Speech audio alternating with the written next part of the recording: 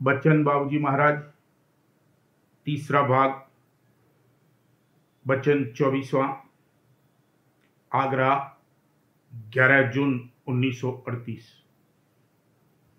मालिक की दया हर वक्त मुआफी देने के लिए तैयार है, लेकिन मुआफी की सूरत पैदा होनी चाहिए।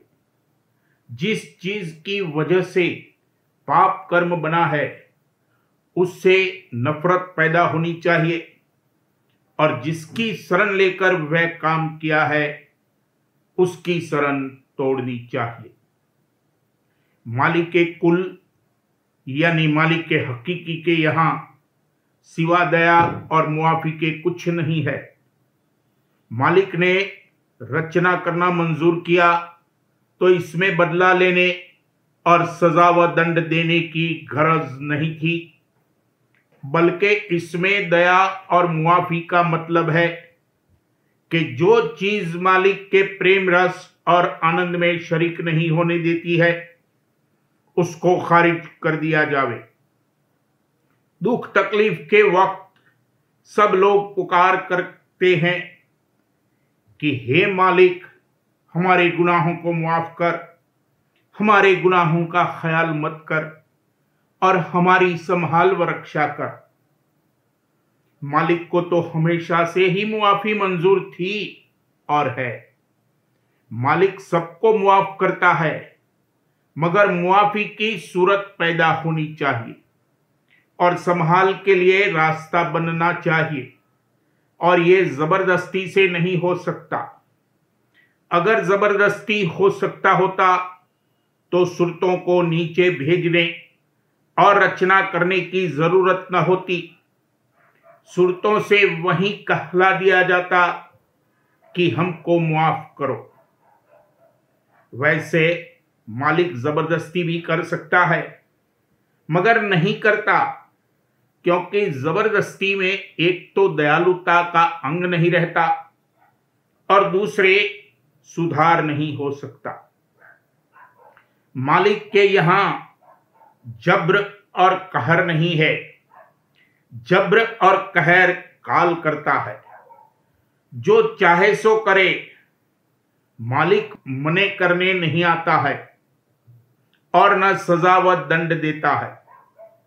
यहां के कायदे के मुताबिक सजा मिलती है।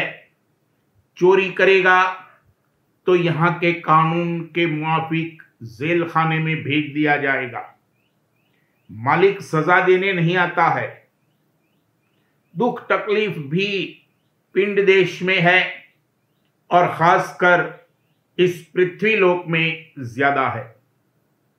यहां के मुकाबले में ऊपर इतना नहीं है, और किसी हद तक ऊपर भी अगर है तो उसकी सूरत दूसरी है। एक तो ये देश ही दुख तकलीफ का है, और दूसरे समय की गति से भी दुख बढ़ता जाता है। चाहे गरीब से गरीब घर का ही बच्चा हो, बचपन में सब बच्चे बादशाह बने रहते हैं। बच्चों को कोई चिंता नहीं होती। जब तक तन में सुर्त चैतन्य की धार बड़े वेग से आ रही है, तब तक सब अच्छा और सुखदायी मालूम होता है। जब उस धार में भाटा आता है, यानी वह खींचने लगती है, तब जितना उसके ज्वार और शबाब में सुख हासिल किया था उतना ही फिर दुख होता है। ये कायदा है कि जिस कदर किसी चीज से रस और सुख लिया है, उसी कदर दुख उस चीज के वियोग में होगा। अगर उस चीज से बंधन नहीं है या बंधन पहले काट दिया गया है, तो अलबत्ता उसके वियोग के वक्त दुख तकलीफ नहीं होगी। दुख तकलीफ के समय कोई कहता है कि हमको इस रचना में क्यों भेजा। अगर पूर्ण सुख की अवस्था हमको नहीं प्राप्त थी तो खैर, जिस हालत में थे उसी में पड़े रहने देते। सो ये नहीं हो सकता है। जिसमें जितनी गुंजाइश सुख हासिल करने की है उतना सुख उसको मिलना चाहिए। मुअत्तल होकर नहीं पड़ा रह सकता, वह खुद ब खुद चेष्टा करेगा और जो चीज पूर्ण सुख और आनंद प्राप्त करने में हर्ज और मना होती है उसको छोड़ने और खारिज करने का बंदोबस्त आपसे आप होगा। इसीलिए रचना हुई और यही रचना की वजह है। जिस चीज की वजह से पाप कर्म बना है उस चीज से नफरत पैदा होनी चाहिए और जिसकी शरण लेकर वो काम किया है उसकी शरण तोड़नी चाहिए। इसी को सिर्फ 2 लफ्जों तौबा और तबर्रा में कह दिया है। तबर्रा यह है कि जिसकी शरण लेकर पाप कर्म करता था उसकी शरण तोड़ दे।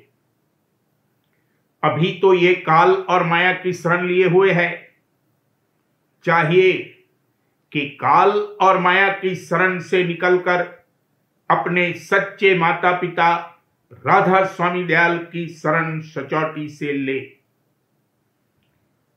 तौबा यह है कि जिस चीज से नाक़िस काम सरजद हुआ है वो नापसंद होनी चाहिए, उससे हटाव पैदा हो जाना चाहिए। चाहे एक बारगी उसे न छोड़ सके मगर उसको छोड़ने का सच्चा इरादा करना चाहिए।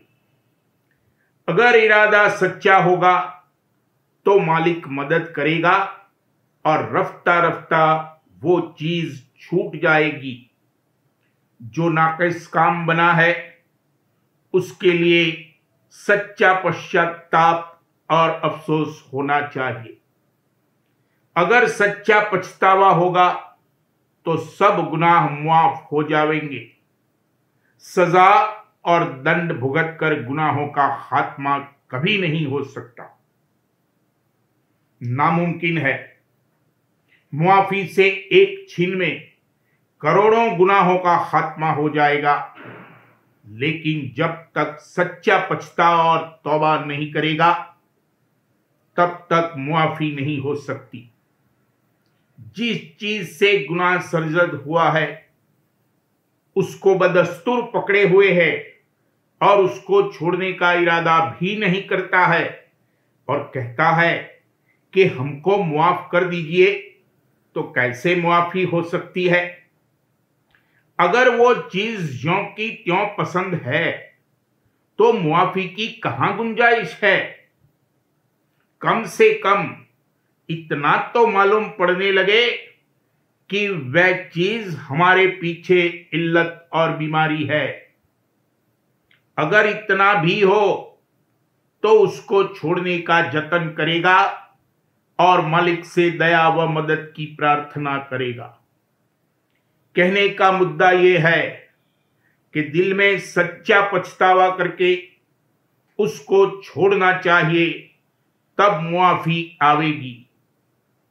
अगर किसी चीज से तबीयत तो हटी नहीं और महज उसको अल्हड़पने से छोड़ दिया है तो उससे भी कोई फायदा नहीं होगा। घर बार छोड़कर निकल गए और बेफिक्र होकर जिंदगी बसर करने लगे, जैसा आजकल साधु करते हैं। इससे बजाय फायदा होने के बड़ा नुकसान होता है। ये सच है कि बिना किसी कदर बेफिक्र हुए भक्ति और उपासना नहीं बन सकती। अगर दुनिया की चिंता और फिक्र में बहुत मुब्तला और घिरा हुआ होगा तो मालिक की भक्ति नहीं कर सकता। चाहिए कि दुनिया के कारोबार मालिक की मौज और तकदीर के हवाले करके दुनिया से किसी कदर बेफिक्र हो, तब मालिक की भक्ति कर सकता है। कहने का मतलब यह है कि मालिक की भक्ति के लिए फिक्र पैदा हो और दुनिया से बेफिक्र होकर भक्ति में लग जावे तो फायदेमंद है। घर गृहस्थी तो छोड़ दी, मगर मन में चाह संसार के पदार्थों की, मसलन धन, संतान, मान बढ़ाई आदि की भरी हुई है, तो वो त्याग किसी मसरफ का नहीं है। उस बेफिक्री से तन और मन में धार का बड़ा जोर शोर से प्रवाह होगा, जिससे तन और मन मोटे होंगे, तन में पसर जाएगा और फैल जाएगा। उस हालत से निकालना बड़ा मुश्किल होगा और निकलने में बड़ी तकलीफ होगी। मालिक की भक्ति और उपासना न तो कुछ की है और न करने की चाह है, बल्कि उससे बिल्कुल बेखबर हैं। घर बार छोड़कर बेफिक्र हो गए और ज्ञान के वचन कहने लगे, अपने को बड़ा आदमी मनवाने लगे। ये अधोगति में जाने का सामान है। ऐसी करने वाले जीव सीधे नरक में जाएंगे। उनको पूछने की या उनका दफ्तर देखने की भी जरूरत नहीं है कि क्या किया है। हुक्म दे दिया जाएगा कि नरक में ले जाओ। जैसे जिसके पास बहुत रुपया है, उसके लिए जमराय कह देता है कि नरक में ले जाओ। बहुत रुपया बिना बेईमानी के इकट्ठा हो ही नहीं सकता। लोभी आदमी से, जिसको रुपए में बहुत लोभ है, कौन ऐसा नाकिस से नाकिस काम है जो न बन पड़े।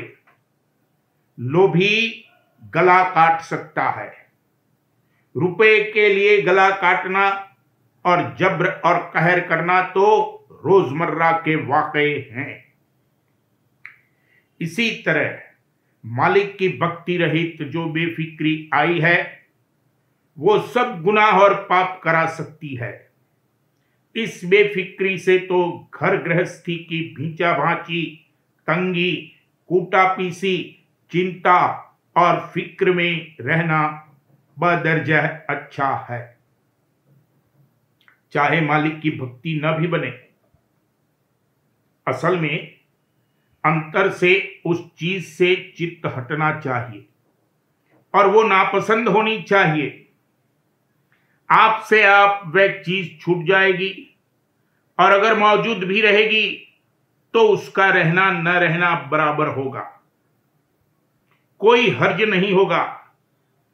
छोड़ने के लिए शुरू में जतन और कोशिश करनी पड़ेगी, मगर जो आपसे आप छूटेगा वो बहुत फायदेमंद होगा। जबरदस्ती से किया हुआ कोई काम हमेशा कायम नहीं रह सकता। ये फरमाया है कि परमार्थी को खाना कुछ कम कर देना चाहिए। अगर खाना कम नहीं करेगा तो अभ्यास नहीं बन सकता है।